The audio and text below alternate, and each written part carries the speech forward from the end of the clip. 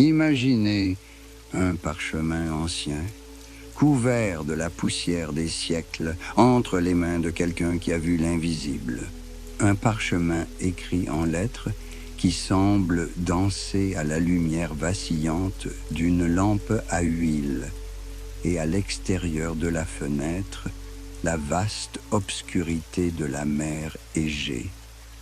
Et dans ce silence, interrompu seulement par le clapotis des vagues contre les côtes rocheuses de l'île de Patmos, naissent les mots qui, dans 2000 ans, feront vibrer le cœur de millions de personnes.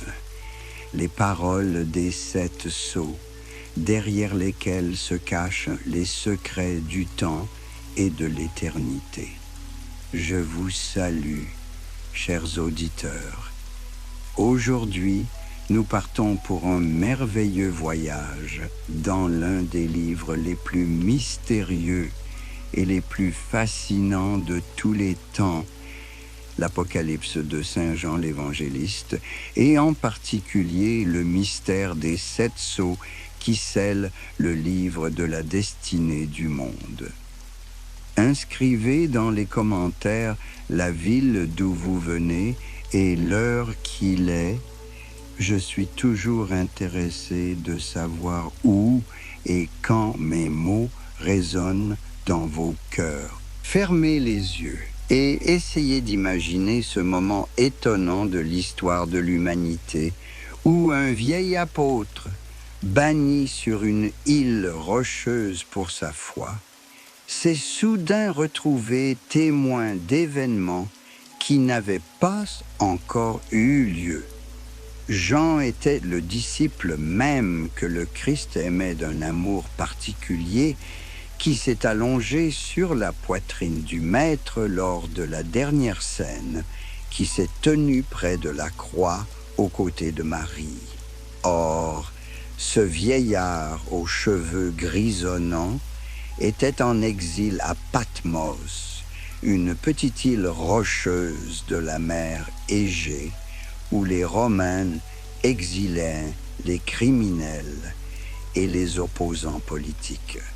Patmos, le nom même de cette île, sonne comme le murmure du vent entre les rochers, un lieu où le temps semble s'arrêter, où le bruit de la civilisation s'estompe pour laisser place au dialogue éternel de la mer et du ciel.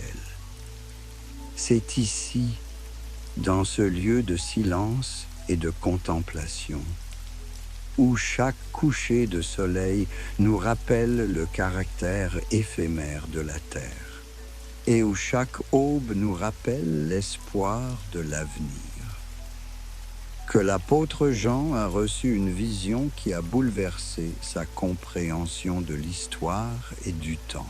Imaginez un dimanche après-midi, un jour que les premiers chrétiens commençaient déjà à appeler le jour du Seigneur, en souvenir de la résurrection du Christ.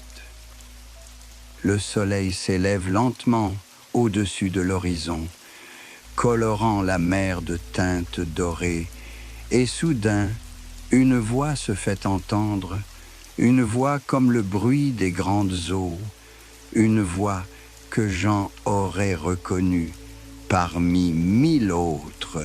Je suis l'alpha et l'oméga, le premier et le dernier. Je suis l'alpha et l'oméga, le premier et le dernier. Et lorsque l'apôtre se retourne, il voit celui qu'il a connu sous une forme humaine, mais maintenant dans une gloire qui n'est pas de ce monde. 7 lampes d'or brûlent devant lui, et entre elles se trouve le Fils de l'homme, vêtu d'une longue robe, ceinte d'une ceinture d'or. Ses cheveux sont blancs comme de la laine blanche, comme de la neige, ses yeux comme une flamme de feu, ses pieds comme du cuivre brillant chauffé dans une fournaise, et sa voix comme le bruit de grandes eaux. Dans sa main droite sont 7 étoiles, et de sa bouche sort une épée tranchante des 2 côtés. Son visage est comme le soleil qui brille dans sa force. Pouvez-vous imaginer ce que Jean a ressenti à ce moment-là? L'homme qui avait posé sa tête sur la poitrine de Jésus tombait maintenant à ses pieds comme s'il était mort. Mais une main familière l'a touché et une voix familière lui a dit « Ne crains pas, je suis le premier, le dernier et le vivant. Je suis le premier, le dernier et le vivant. J'étais mort, et voici que je suis vivant pour l'éternité. Et j'ai les clés de l'enfer et de la mort. » Après cette rencontre, Jean reçoit l'ordre d'écrire ce qu'il a vu, ce qui est et ce qui sera après cela. Et c'est là que commence la partie la plus étonnante de sa vision. Le moment où une porte du ciel s'ouvre devant ses yeux et où une voix semblable à une trompette lui dit « Monte ici et je te montrerai ce qui doit arriver après ces choses. » Jean monta en esprit et il vit un trône dans le ciel. Et sur le trône, il vit celui qui était assis. Celui qui siégeait était semblable à une pierre de jaspe et de sardoine, et l'arc-en-ciel qui entourait le trône était semblable à un smaragde. 24 trônes entouraient ce trône central, et sur les trônes se trouvaient 24 vieillards en robe blanche, avec des couronnes d'or sur la tête. Des éclairs, des tonnerres, et des voix sortaient du trône, et 7 lampes de feu brûlaient devant le trône. Les 7 esprits de Dieu. Devant le trône, il y a une mer de verre, comme du cristal. Autour du trône et au milieu du trône, il y avait 4 animaux avec des yeux devant et derrière. Le premier animal était semblable à un lion, le second à un veau, le troisième avait une face d'homme, et le quatrième était semblable à un aigle qui vole.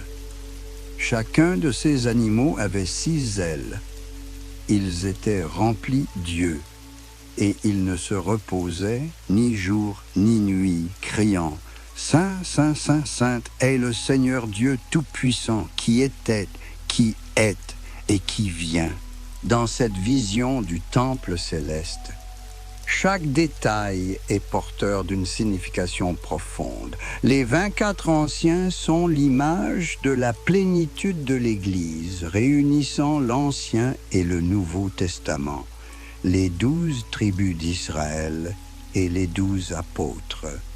Les 4 animaux aux visages différents symbolisent la totalité de la création, la nature sauvage à l'image du lion, les animaux domestiques à l'image du veau, l'humanité et le monde spirituel supérieur à l'image de l'aigle.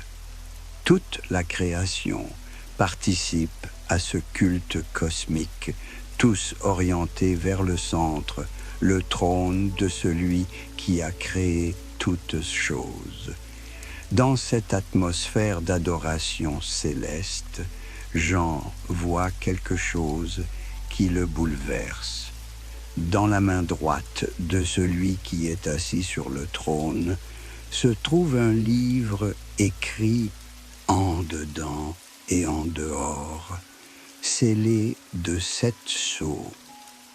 Un livre, Mais de quel genre de livre s'agit-il? Dans l'Antiquité, un livre n'était pas un simple recueil de feuilles, comme nous le pensons.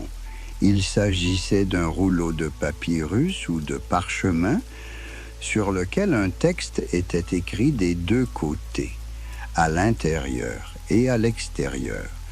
S'il contenait beaucoup d'informations et qu'il était particulièrement important. Les 7 sceaux sur ce rouleau ne sont pas seulement une façon de fermer un document. Dans le droit romain, un testament était scellé par les 7 sceaux de 7 témoins, et personne ne pouvait l'ouvrir et le lire tant que tous les sceaux n'avaient pas été retirés dans l'ordre. Mais ce livre, entre les mains de Dieu, contenait quelque chose d'incomparablement plus important que n'importe quel testament humain. Il contenait le plan divin pour le monde, le plan pour le salut de l'humanité, les secrets de l'avenir qui seront révélés en temps voulu. Et voici qu'un ange puissant proclame d'une voix forte « Qui est digne d'ouvrir ce livre et d'en rompre les sceaux ?»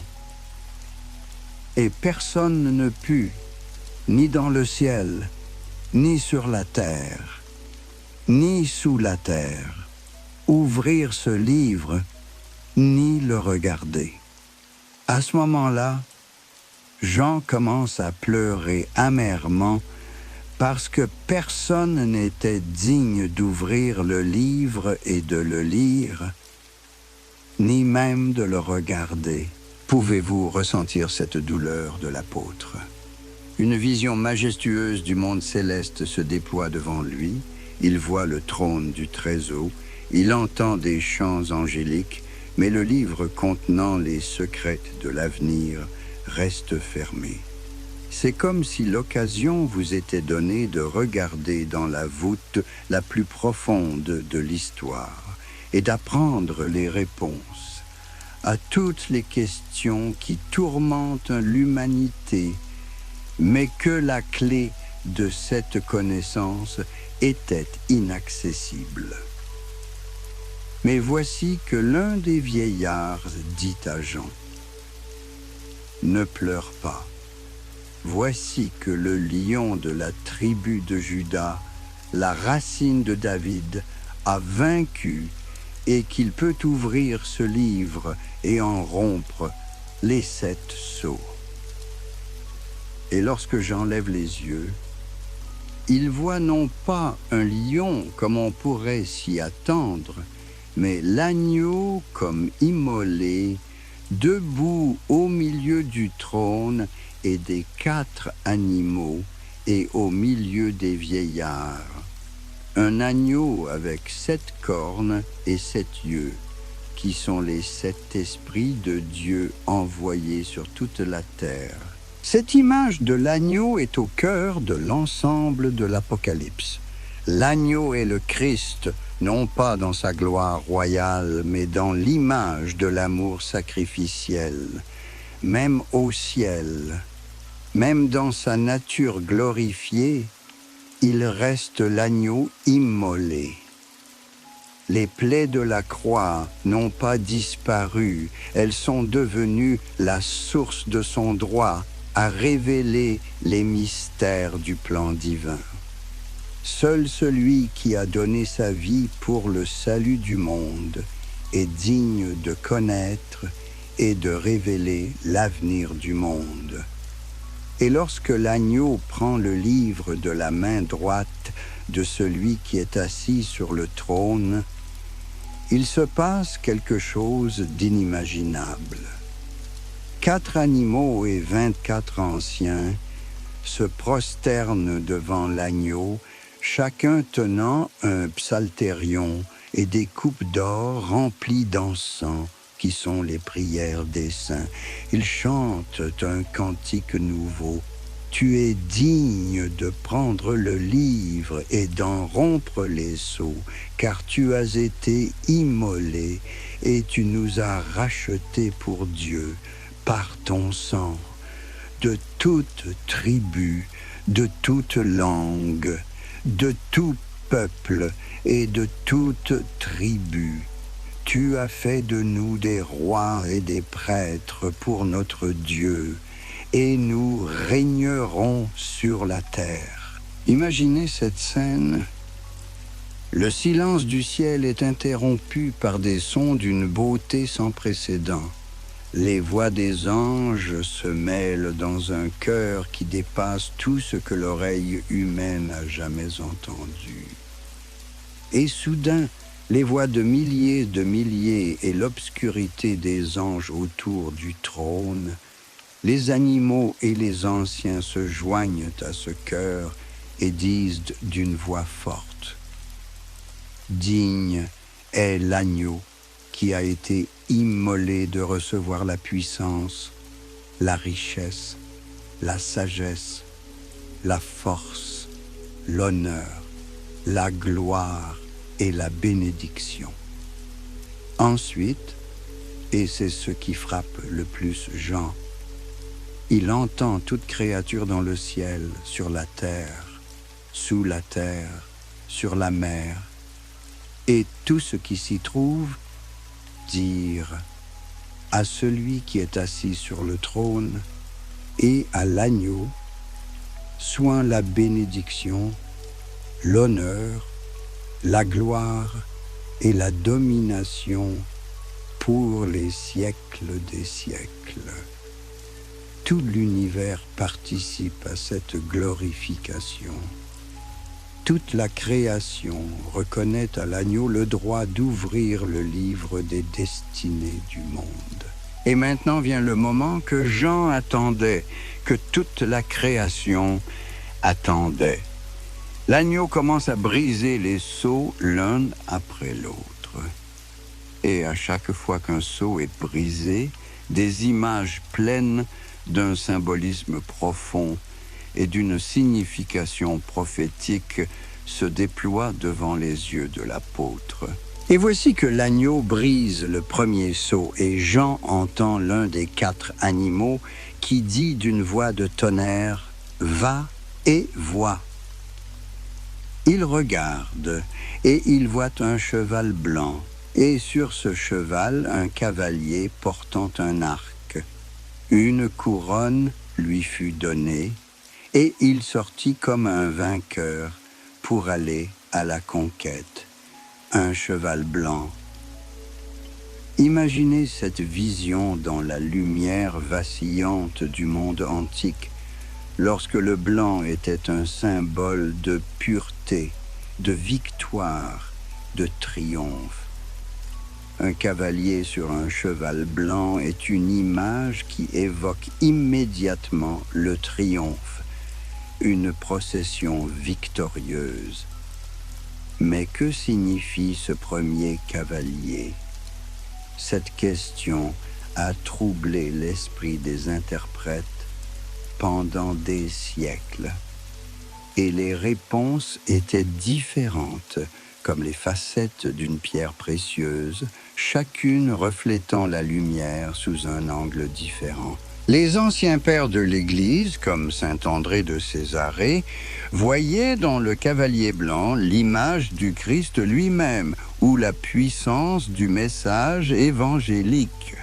La couleur blanche du cheval, l'arc dans les mains du cavalier et la couronne sur sa tête leur parlaient du triomphe de la bonne nouvelle, de la parole de Dieu se répandant dans le monde, gagnant le cœur des hommes non par l'épée, mais par la force de la vérité.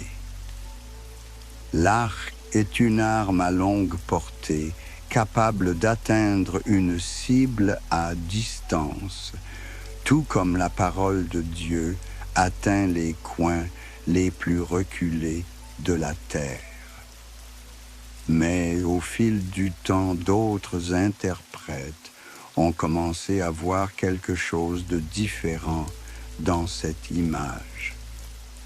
Les spécialistes modernes des Saintes Écritures ont souvent tendance à penser que le cavalier blanc est une image trompeuse, que la blancheur de son cheval cache l'essence sombre de l'Antéchrist, qui viendra dans le monde sous le masque de la lumière et de la bonté.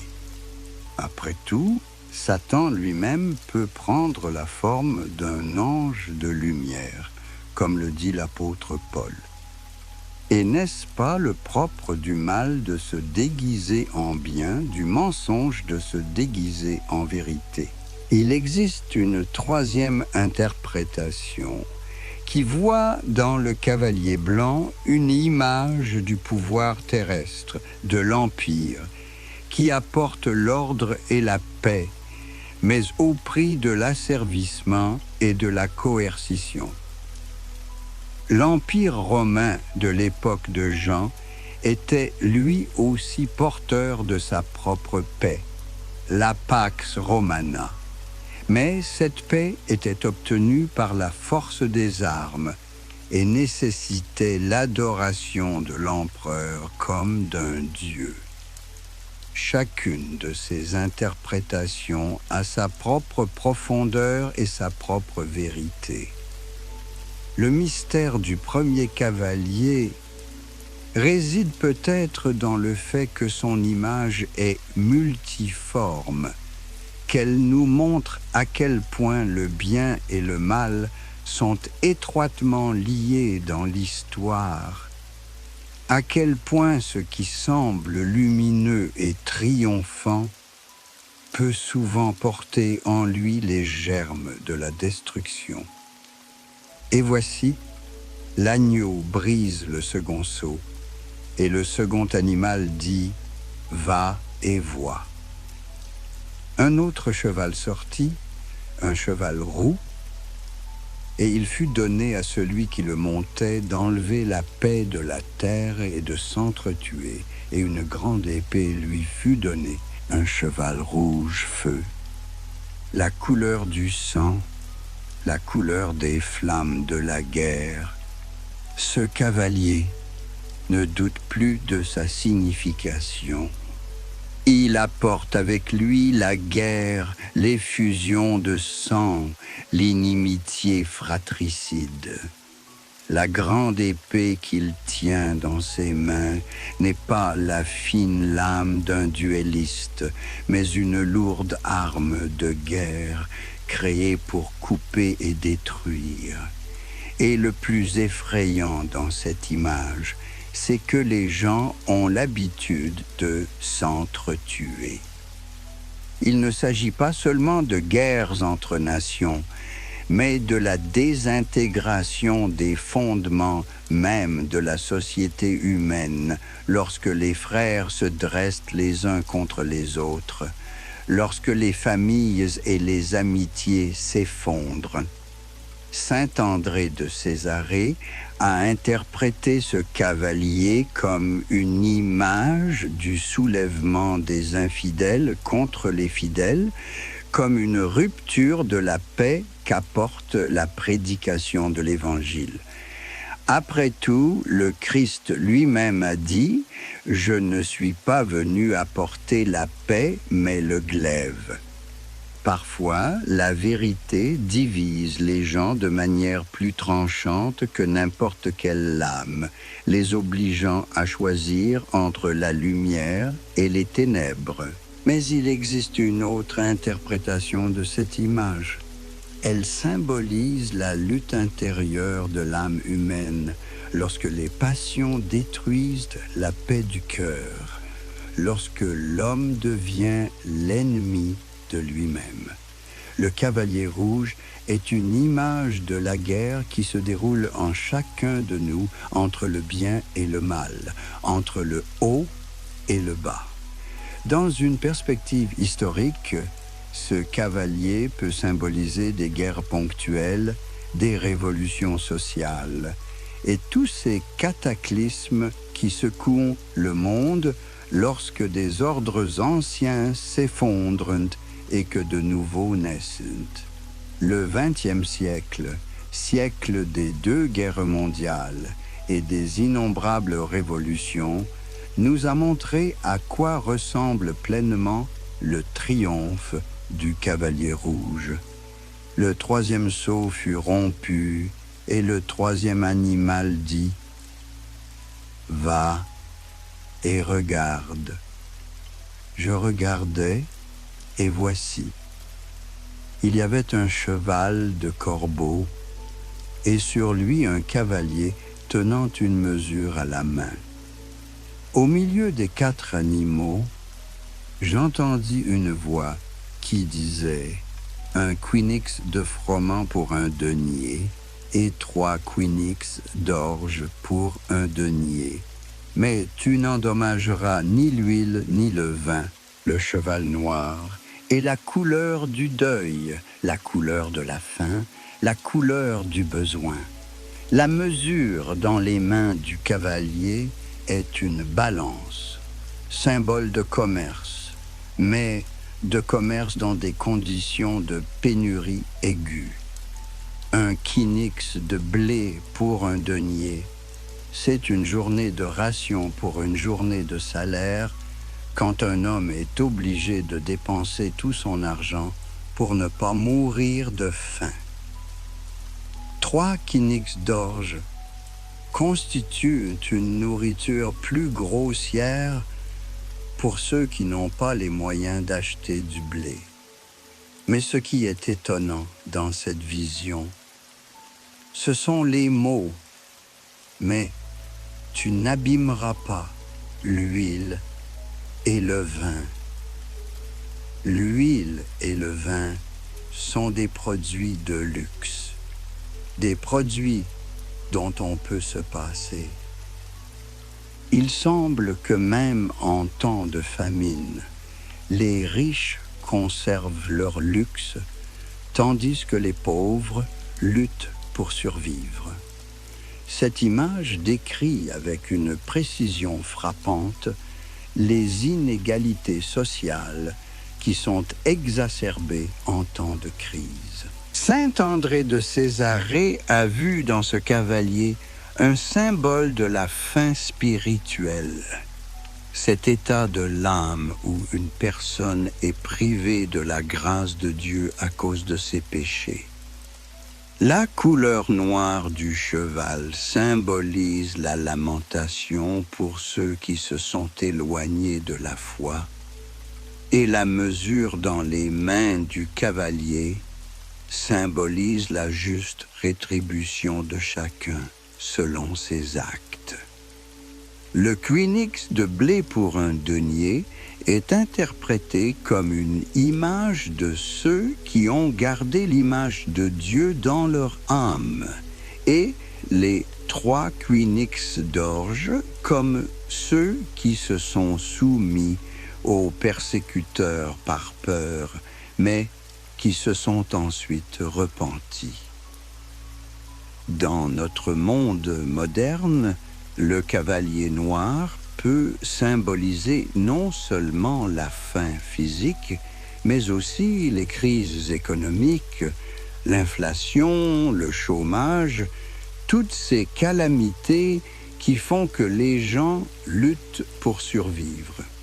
C'est l'image d'un monde où tout se vend et s'achète, où les relations humaines sont réduites au froid calcul du profit et de la perte. Le 4e sceau fut rompu, et la 4e bête dit « Va et regarde ». Je regardai, et voici. Il y avait un cheval d'une couleur pâle, et sur ce cheval, un cavalier dont le nom était la Morte. L'enfer le suivait, et il lui fut donné pouvoir sur le quart de la terre, de tuer par l'épée, par la famine, par la peste et par les bêtes de la terre. Cheval pâle. Dans l'original grec, le mot est chloros, verdâtre, la couleur de l'herbe fanée, le teint d'une personne en phase terminale. Ce cavalier ne cache pas son essence. Son nom est explicitement donné. la mort.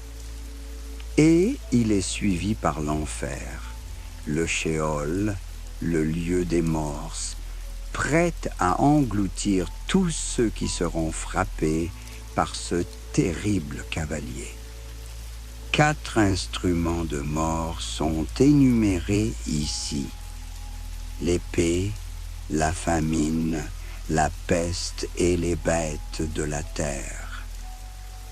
Ce sont les mêmes 4 calamités dont Ézéchiel a parlé lorsqu'il a prédit le jugement de Dieu sur la Jérusalem rebelle. Mais le pouvoir de ce cavalier est limité. Il ne s'exerce que sur 1/4 de la terre. Même dans la vision la plus apocalyptique, il y a de la place pour l'espoir, il y a une limite au mal. Il est intéressant de noter que les 4 cavaliers apparaissent en même temps que les 4 animaux qui les invoquent. Le lion, le taureau, l'homme et l'aigle, symboles de toute la création, sont impliqués dans l'invocation des forces qui apporteront la souffrance au monde. Cela nous rappelle que même la souffrance et les calamités font partie du plan divin, que rien n'arrive en dehors de la volonté du Tout-Puissant. On peut voir dans les 4 cavaliers une séquence d'événements. D'abord la fausse victoire et le triomphe, puis la guerre et la violence, ensuite la famine et la crise économique, et enfin la mort dans toutes ses manifestations. C'est comme la dégradation de la société humaine qui, en se détournant de Dieu, va inévitablement vers l'autodestruction. Mais nous pouvons également comprendre ces cavaliers comme des forces agissant simultanément, comme 4 aspects du monde déchu dans lequel nous vivons. À chaque époque, dans chaque société, nous pouvons trouver des manifestations de ces 4 aspects, des victoires trompeuses qui se transforment en défaites, des guerres et des conflits, des difficultés économiques et des inégalités sociales, la maladie et la mort. Le 5e sceau fut ouvert et Jean vit sous l'autel les âmes de ceux qui avaient été tués à cause de la parole de Dieu et du témoignage qu'ils avaient rendu. Ils crièrent d'une voix forte: « Jusques à quand, Seigneur saint et véritable, ne jugeras-tu pas et ne vengeras-tu pas notre sang sur les habitants de la terre ?» Cette vision nous fait passer du monde des catastrophes terrestres au monde des réalités spirituelles, sous l'autel du temple céleste, où le sang des animaux sacrifiés était recueilli dans le temple terrestre, se trouvent les âmes de ceux qui ont donné leur vie pour la foi. Elles ne se taisent pas, elles crient à Dieu pour que justice soit faite, pour que leur mort ne soit pas vaine. Ce cri peut sembler étrange à ceux qui ont l'habitude de considérer l'éthique chrétienne comme la non-résistance au mal et le pardon. Mais ici, il ne s'agit pas de vengeance personnelle, mais du triomphe de la justice divine.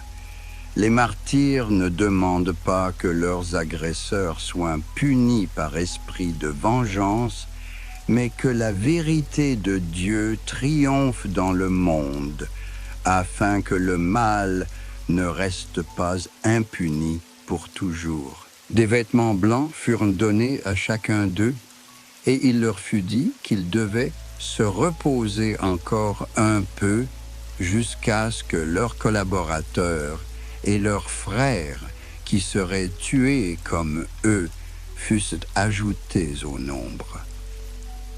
Les vêtements blancs sont un symbole de justification, de pureté, de victoire sur la mort. Les martyrs ont déjà reçu leur récompense, mais le plein triomphe de la justice est différé jusqu'à ce que le nombre de ceux qui doivent souffrir pour la foi soit écoulé. Cela nous indique que le plan divin prévoit un certain nombre de martyrs, que leur souffrance n'est pas accidentelle, mais qu'elle a une signification profonde dans l'histoire du salut. Chaque personne qui donne sa vie pour le Christ contribue au trésor de la rédemption en rapprochant le moment de la victoire finale du bien sur le mal. Sous l'autel, cette image nous rappelle que la mort des martyrs n'est pas seulement un événement tragique, mais un sacrifice offert à Dieu. Leur sang versé pour la foi s'inscrit dans la grande liturgie de l'histoire, unie au sacrifice du Christ et doté d'un pouvoir rédempteur. À toutes les époques, l'Église a connu ces martyrs. Au 1er siècle, ce sont les chrétiens qui ont été jetés au lion dans les amphithéâtres romains ou brûlés comme des torches vivantes dans les jardins de Néron. Au XXe siècle, ce sont des millions de croyants qui sont morts dans les camps de Staline et les camps de concentration nazis. Aujourd'hui, ce sont ceux qui meurent pour la foi dans les différentes parties du monde où le christianisme est persécuté. Leurs voix s'unissent sous l'autel du temple céleste, dans une même prière pour la justice, dans un même espoir que leur sacrifice n'a pas été vain, que le jour viendra où la vérité de Dieu triomphera enfin et pour toujours. Le 5e sceau révèle une vérité importante. La souffrance des justes ne passe pas inaperçue aux yeux de Dieu. Chaque larme est enregistrée, chaque goutte de sang est comptabilisée. Et un jour, tout sera pesé sur la balance de la justice divine, et chacun recevra selon ses actes. L'agneau brise alors le 6e sceau, et Jean voit quelque chose qui l'ébranle jusqu'au plus profond de son âme. Il y a un grand tremblement de terre. Le soleil devient sombre comme un vêtement, et la lune devient semblable à du sang. Les étoiles du ciel tombent sur la terre comme un figuier secoué par un vent violent, laisse tomber ses figues non mûres. Le ciel fut caché, roulé comme un livre, et toutes les montagnes et les îles furent déplacées de leur place. Imaginez cette image. La terre tremble sous les pieds, comme si une bête géante se réveillait d'un long sommeil. Le soleil, source de lumière et de vie, vénéré comme une divinité par les peuples anciens, s'éteint soudain et devient aussi sombre qu'un tissu grossier en poil de chèvre. Le vêtement de deuil porté les jours de deuil et de repentir. La lune, la reine argentée de la nuit, devient pourpre, comme si elle était trempée dans le sang. Et les étoiles, ces soleils lointains qui semblaient aux anciens des lampes immobiles, allumées par la main du Créateur dans le firmament, tombent sur la terre comme les fruits non mûrs d'un figuier que le vent d'automne ébouriffe. Il ne s'agit pas seulement d'une description de catastrophes naturelles. C'est l'image de la destruction complète de l'ordre de l'univers auquel l'homme est habitué. Le soleil, la lune et les étoiles sont la base de la cosmologie antique, ces corps célestes par lesquels les hommes s'orientaient dans l'espace et le temps, qui déterminaient le rythme de leur vie. Lorsqu'ils perdent leur stabilité, c'est le fondement même de l'existence qui s'effondre. Ce qui frappe le plus dans cette vision, c'est l'image du ciel enroulé comme un rouleau. Dans l'Antiquité, les livres étaient écrits sur de longs rouleaux de papyrus ou de parchemin qui étaient roulés pour être conservés. Le ciel, ce grand livre sur lequel le Créateur a écrit ses lois, est enroulé comme un livre dont la lecture est terminée. L'histoire du monde s'achève comme s'achève la lecture d'un long rouleau. Mais qui peut survivre à de tels bouleversements? Jean voit comment les rois de la terre, les grands, les riches, les chefs de milliers, les puissants, tous les esclaves et tous les hommes libres se sont cachés dans les cavernes et dans les ravins des montagnes. Ils disent aux montagnes et aux rochers, « Tombez sur nous et cachez-nous devant la face de celui qui est assis sur le trône et devant la colère de l'agneau, car le grand jour de sa colère est venu. Et qui peut subsister? Quelle merveilleuse image!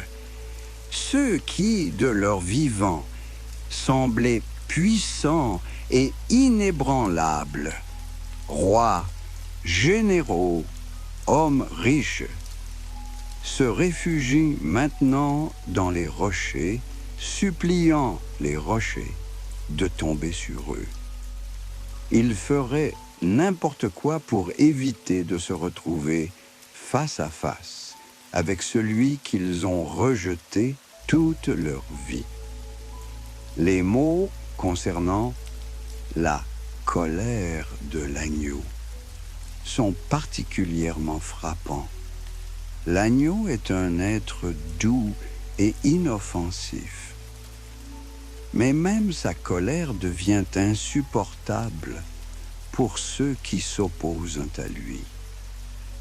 Les saints pères ont vu dans ces bouleversements cosmiques non seulement des catastrophes naturelles littérales, mais aussi des réalités spirituelles.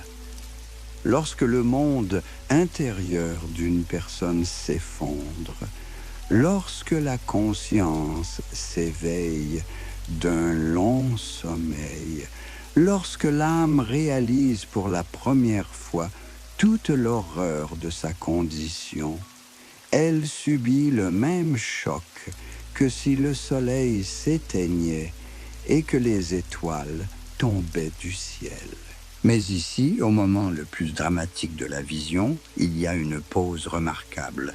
Après cela, dit Jean, je vis 4 anges debout aux 4 coins de la terre, retenant les 4 vents de la terre, afin que le vent ne souffle ni sur la terre, ni sur la mer, ni sur aucun arbre.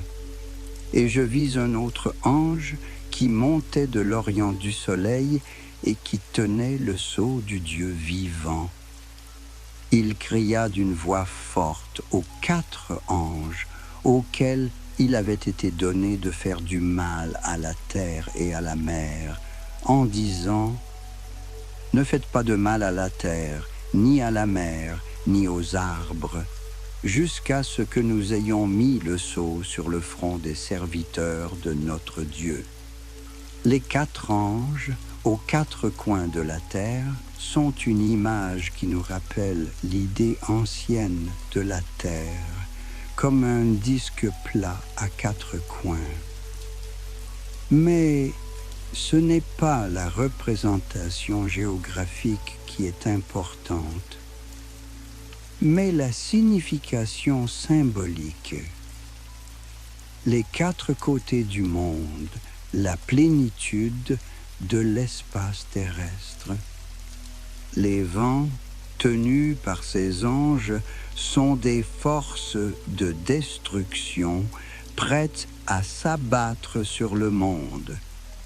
Mais le 5e ange les arrête, car l'œuvre la plus importante, le scellement des élus, n'est pas encore achevée. Le chaud sur le front est un signe d'appartenance, de protection, de faveur particulière. Dans l'Antiquité, les esclaves portaient sur leur front la marque de leur maître et les guerriers celle de leur commandant. Mais il s'agit ici du sceau de Dieu lui-même, de la marque invisible qui marque ceux qui lui appartiennent, non par contrainte, mais par amour. J'entendis le nombre de ceux qui avaient été marqués du sceau.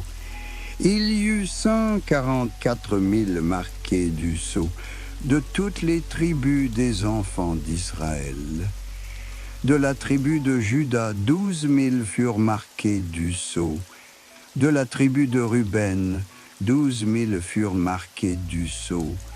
De la tribu de Gad, 12 000 furent marqués du sceau. De la tribu d'Asser, 12 000 furent marqués du sceau. De la tribu de Nephtali, 12 000 furent marqués du sceau. De la tribu de Manassé, 12 000 furent marqués du sceau. De la tribu de Siméon, 12 000 furent marqués du sceau. De la tribu de Lévi, 12 000 furent marqués du sceau. De la tribu d'Issakharof, 12 000 furent marqués du sceau. De la tribu de Zabulon, 12 000 furent marqués du sceau. De la tribu de Joseph, 12 000 furent marqués du sceau. De la tribu de Benjamin, 12 000 furent marqués du sceau. 144 000 est un nombre qui fascine par sa complétude symbolique. Les 12 tribus d'Israël multipliées par 12 000 dans chaque tribu sont une image de la complétude du peuple de Dieu, de l'organisation parfaite de l'Église. 12 est un chiffre qui revient tout au long de la Bible. Les 12 fils de Jacob, les 12 tribus d'Israël, les 12 apôtres, les 12 portes de la Nouvelle Jérusalem. C'est le chiffre de la complétude, de l'exhaustivité, de l'ordre divin. Il est intéressant de noter que cette liste n'inclut pas la tribu de Dan, mais mentionne plutôt la tribu de Manassé, qui était habituellement incluse dans la tribu de Joseph. Les anciens commentateurs y ont vu une indication que l'Antéchrist viendrait de la tribu de Dan, qui a donc été exclue du nombre des sauvés. Mais elle peut aussi être comprise symboliquement. La liste ne prétend pas à l'exactitude historique, mais montre la plénitude de l'Église dans sa dimension spirituelle. Qui sont ces 144 000? Les saints pères et les interprètes modernes donnent des réponses différentes à cette question. Certains les considèrent comme les représentants littéraux du peuple juif qui se tournera vers le Christ à la fin des temps. D'autres les considèrent comme un symbole de l'ensemble de l'Église du Nouveau Testament, l'Israël spirituel, qui comprend des personnes de toutes les nations du monde, D'autres, encore, les considèrent comme un groupe spécial d'élus qui maintiendront la pureté de leur foi dans les temps les plus difficiles. Mais Jean voit ensuite quelque chose d'encore plus étonnant. Après cela, je regardais, et voici une grande foule que personne ne pouvait dénombrer, de toute tribu, de tout peuple et de toute langue, se tenait devant le trône et devant l'agneau, vêtus de robes blanches et ayant à la main des branches de palmier.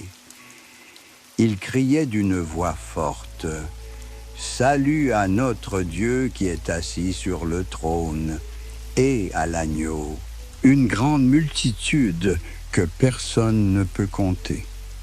Si 144 000 est un nombre précis et symbolique, nous avons devant nous une multitude innombrable. Et cette multitude est issue de toutes les tribus, de tous les peuples, de toutes les nations et de toutes les langues. Il n'y a pas de division entre juifs et gentils, pas de frontières entre les peuples et les cultures. Tous sont unis par une seule chose, les vêtements blancs du salut et les palmes de la victoire. Les vêtements blancs sont un symbole de pureté, de droiture, de victoire sur le péché et la mort. Dans l'Antiquité, les robes blanches étaient portées lors des fêtes et des célébrations. Les branches de palmier sont un signe de triomphe, de victoire. C'est avec des branches de palmier que les habitants de Jérusalem ont accueilli le Christ le jour de son entrée triomphale dans la ville. Aujourd'hui, ces mêmes symboles de triomphe accompagnent la grande foule des sauvés dans la Jérusalem céleste. Tous les anges se tinrent autour du trône, des vieillards et des 4 animaux. Ils tombèrent sur leurs faces devant le trône et ils adorèrent Dieu en disant « Amen. Bénédiction, gloire, sagesse, action de grâce, honneur, force, puissance et vigueur à notre Dieu dans les siècles des siècles. Amen. » Imaginez cette scène. D'innombrables anges, 24 anciens, 4 animaux, une grande multitude de sauvés, tous réunis autour du trône de Dieu dans un même acte d'adoration. La septuple louange, bénédiction, gloire, sagesse, action de grâce, honneur, puissance, force, exprime la plénitude de la vénération due au Créateur de toutes choses. L'un des anciens demanda à Jean, « Qui sont ces gens vêtus de robes blanches, et d'où viennent-ils » Jean répondit, « Tu le sais. » Et il me dit, « Ce sont ceux qui viennent de la grande tribulation. Ils ont lavé leurs robes et blanchi leurs vêtements par le sang de l'agneau. » La grande tribulation. Ces mots nous révèlent le mystère des vêtements blancs. Ils sont devenus blancs non pas parce que leurs porteurs ont échappé à la souffrance, mais précisément parce qu'ils ont traversé la grande tribulation. Le paradoxe de la foi chrétienne est que la pureté ne s'obtient pas en évitant la saleté, mais en la traversant avec foi dans le pouvoir purificateur du sacrifice du Christ. Laver les vêtements avec le sang de l'agneau est une image qui peut sembler étrange du point de vue de la logique terrestre. En général, le sang tache, il ne purifie pas. Mais il s'agit ici d'une réalité mystique. Le sang du Christ, versé sur la croix, a le pouvoir de laver toute souillure due au péché, de rendre blanc ce qui était noir de péché. C'est pourquoi ils sont maintenant devant le trône de Dieu et le servent jour et nuit dans son temple, et celui qui est assis sur le trône habitera en eux. Ils n'auront ni faim ni soif, et le soleil et toute chaleur ne les brûleront pas, car l'agneau qui est au milieu du trône les fera paître et les conduira à des sources d'eau vive, et Dieu essuiera toute larme de leurs yeux. Cette description de la félicité éternelle nous rappelle les plus beaux psaumes de David. L'Éternel est mon berger, je ne manque de rien. Il me fait reposer dans de verts pâturages et me conduit près des eaux tranquilles. Mais ici, cette image reçoit une signification nouvelle et plus profonde. L'agneau immolé devient le berger qui conduit aux sources de la vie. Essuyer toute larme des yeux, pourrait-il y avoir une image plus touchante de la consolation divine? Dieu n'est pas présenté ici comme un juge redoutable, mais comme un père aimant qui essuie personnellement de sa propre main les larmes de ses enfants. Chaque larme est prise en compte, chaque souffrance est réconfortée, chaque douleur est guérie. La grande foule en robe blanche est une promesse d'espoir pour tous ceux qui souffrent dans ce monde. C'est l'assurance qu'aucune tribulation, aucune persécution, aucune calamité ne peut nous séparer de l'amour de Dieu.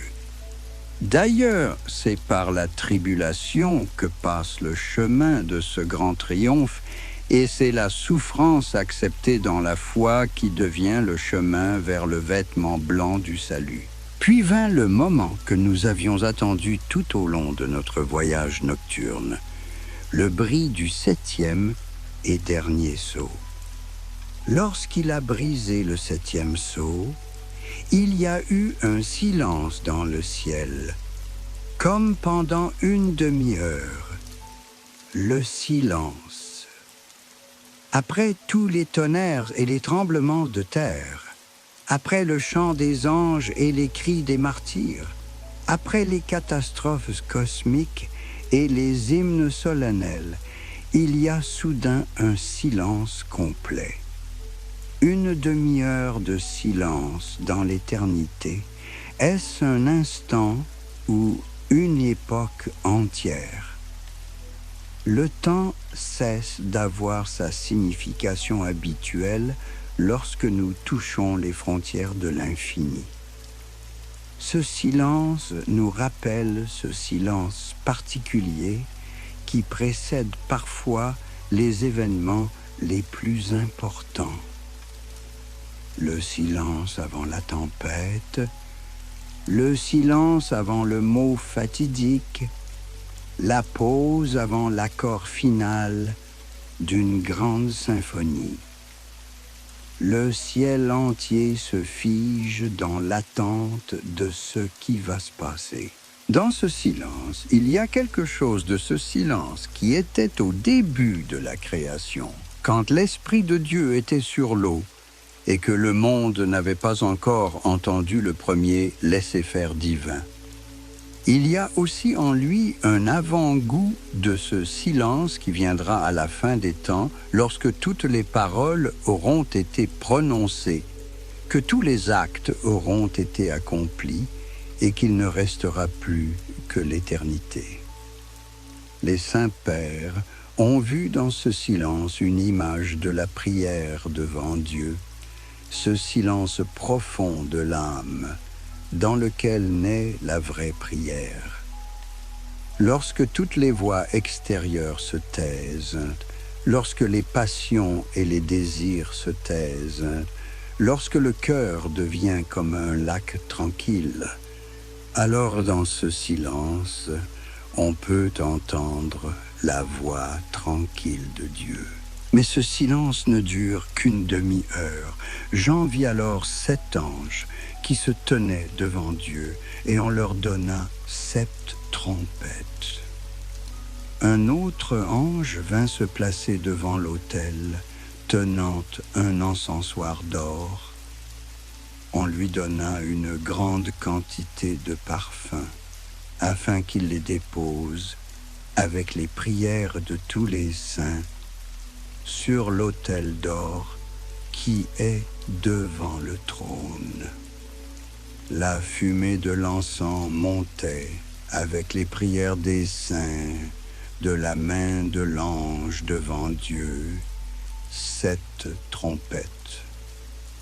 Le 7e sceau ne met pas fin à la vision, mais ouvre une nouvelle série d'actions divines.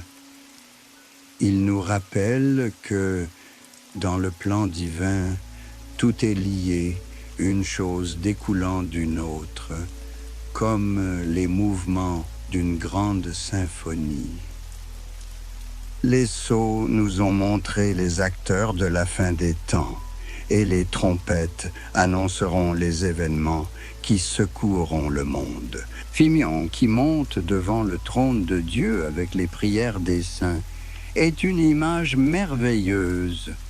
Nos prières, qui nous semblent si faibles et imparfaites, deviennent ici au ciel une partie du grand service divin. Chaque soupir sincère de l'âme, chaque larme de repentir, chaque mouvement du cœur vers Dieu s'élève vers le trône du Très-Haut comme un encens parfumé. L'ange prit l'encensoir, le remplit du feu de l'autel et le jeta sur la terre. Et il y eut des voix, des tonnerres, des éclairs et un tremblement de terre. Le feu de l'autel céleste, jeté sur la terre, provoque de nouveaux bouleversements. Cela nous rappelle que nos prières ne restent pas sans réponse, qu'elles ont le pouvoir réel de changer le cours des événements dans le monde.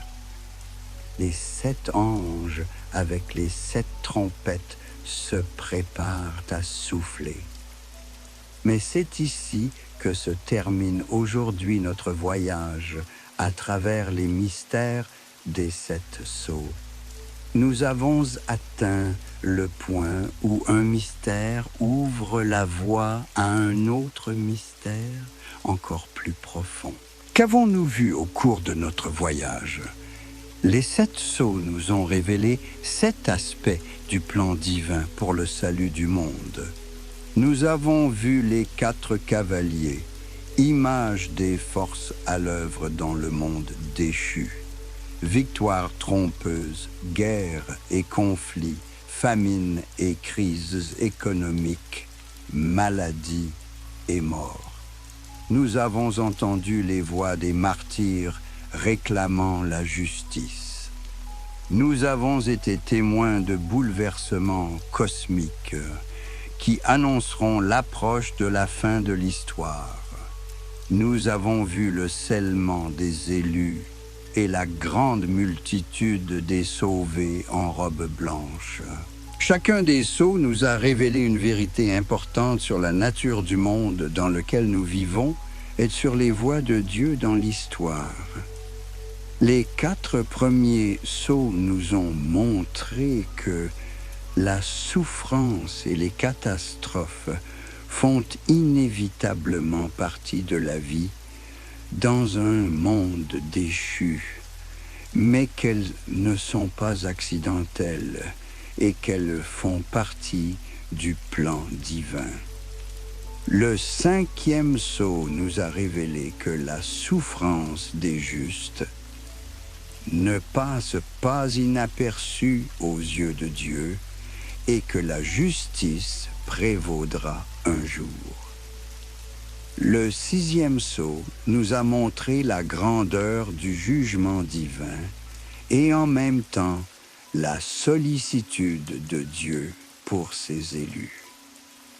Le 7e sceau nous a révélé que l'histoire a une direction et un but, que tout se dirige vers un grand final.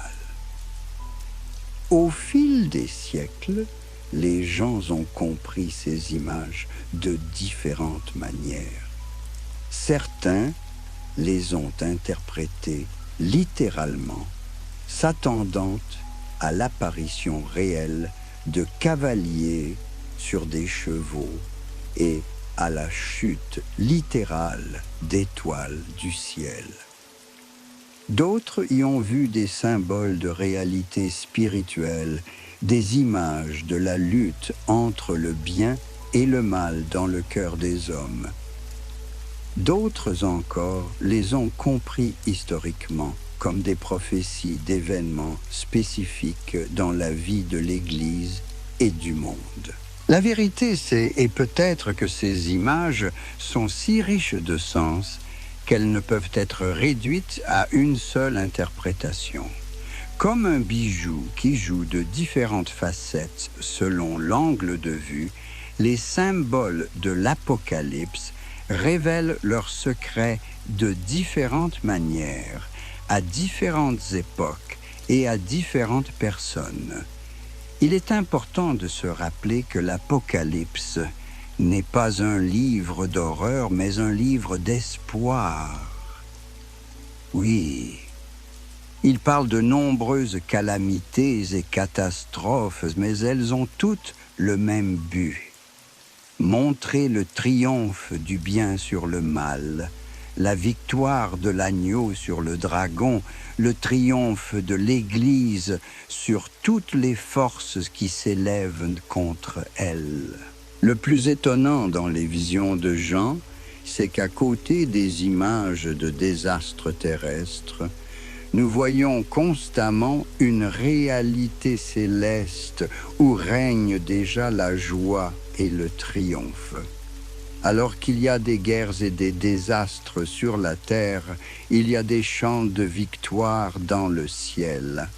Tandis qu'ici les martyrs versent leur sang, là-haut ils ont déjà reçu des robes blanches et des couronnes.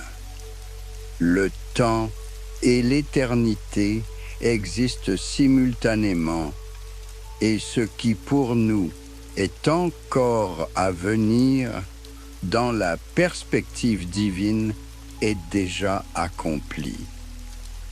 Elle nous apporte un merveilleux réconfort dans les moments difficiles, quelles que soient les tempêtes qui font rage dans nos vies, quels que soient les chagrins qui frappent le monde. Nous savons que la fin de l'histoire a déjà été écrite et que cette fin est la victoire de l'amour sur la haine, de la lumière sur les ténèbres, de la vie sur la mort. Les 7 sceaux nous rappellent également que nous vivons une période de transition entre la première et la seconde venue du Christ, entre le début du royaume de Dieu et sa pleine réalisation. C'est un temps de lutte et d'épreuve, mais aussi un temps de grâce et de possibilité de salut. Chaque jour nous donne une nouvelle occasion de faire un nouveau choix être parmi ceux qui recevront le sceau sur leur front, ou ceux qui se cacheront dans les cavernes au nom de celui qui est assis sur le trône.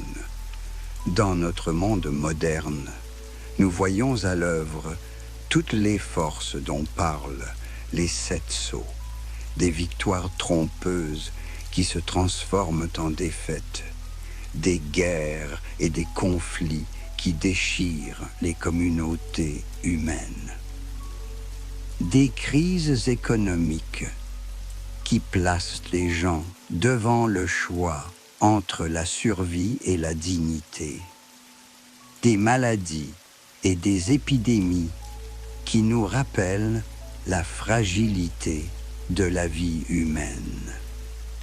Et en même temps, les voix des martyrs qui témoignent qu'il y a des valeurs plus importantes que la vie terrestre. Mais nous voyons aussi d'autres forces à l'œuvre. Ces anges qui apposent un sceau sur le front des serviteurs de Dieu, ces réalités célestes qui soutiennent et fortifient les croyants dans les moments difficiles. Nous voyons une grande multitude de personnes de toutes les nations et de toutes les langues qui sont déjà revêtues des robes blanches de la justice et qui participent au culte céleste. Les 7 sceaux nous enseignent la bonne attitude à adopter face à l'histoire et au temps. Nous ne devons ni nous désespérer devant le mal qui sévit dans le monde, ni tomber dans un faux optimisme qui nous ferme les yeux sur la réalité. Nous sommes appelés à vivre les yeux ouverts, à voir le mal et le bien, et à nous souvenir que le dernier mot n'appartient pas aux forces de destruction, mais à l'agneau qui se tient au milieu du trône. Le mystère des 7 sceaux est le mystère de la providence divine qui agit même à travers les chutes et les catastrophes humaines pour amener toute chose à une bonne fin. C'est le mystère d'un amour plus fort que la mort et d'une espérance qui ne connaît pas la honte, même dans les moments les plus sombres. Lorsque nous lisons ces visions aujourd'hui, à notre époque de progrès scientifique et technologique et de communication mondiale, elles ne perdent pas leur pertinence. Au contraire, elles nous aident à comprendre le sens profond des événements, à voir derrière les phénomènes extérieurs les réalités spirituelles qui déterminent le véritable cours de l'histoire. L'Apocalypse de Jean est une invitation à la vision, non pas pour attendre passivement la fin du monde, mais pour participer activement à la lutte entre le bien et le mal qui se déroule dans le monde et dans nos propres cœurs. C'est un appel à se tenir du côté de l'agneau, à accepter son sceau sur nos fronts et à rejoindre la grande multitude qui chante déjà des chants de victoire devant le trône de Dieu. C'est ainsi que s'achève notre voyage nocturne à travers les mystères des 7 sceaux. Nous avons parcouru un long chemin depuis Patmos, où le vieillard Jean a vu la porte s'ouvrir dans le ciel jusqu'au trône de Dieu, où l'agneau brise le dernier sceau du livre des destinées du monde. Nous avons assisté à l'apparition des 4 cavaliers, entendu les voix des martyrs, vu des bouleversements cosmiques et des triomphes célestes. Que ces images vous accompagnent dans vos rêves, qu'elles vous rappellent que notre vie n'est pas une suite aléatoire d'événements, mais qu'elle fait partie d'un grand plan qui se déroule sous l'œil attentif de celui qui est assis sur le trône. qu'elle vous donne la force dans les jours difficiles et la joie dans les jours heureux. Parce que vous savez que l'histoire est en marche vers une bonne fin, vers le triomphe de l'amour et de la justice. Bonne nuit, chers auditeurs. Que vos rêves soient lucides et que le matin vous apporte un nouvel espoir. À la prochaine fois, nous voyagerons à nouveau à travers les pages mystérieuses de l'histoire sacrée. Gardez la paix dans vos cœurs et souvenez-vous que l'agneau est victorieux et que nous sommes victorieux en lui.